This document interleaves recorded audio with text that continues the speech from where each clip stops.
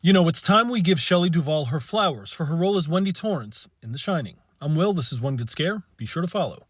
So I watched The Shining last night, and it's one of my favorite horror movies of all time, and the more I watch it, the more I'm taken with Shelley Duvall as Wendy Torrance.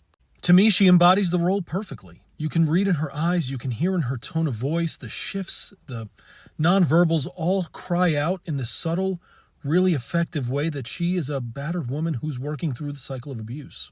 And of course, the treatment that she endured at the hands of Stanley Kubrick is both tragic and unfortunate, but I want to respond to that in two ways. First, I think we need to avoid reducing her performance, which is brilliant, by the way, to a trauma response.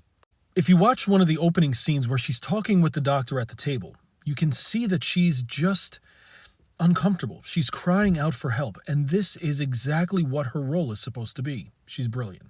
And second, I really want us to stop attributing female accomplishments to men. Listen, Stanley Kubrick doesn't deserve credit for Shelley's performance.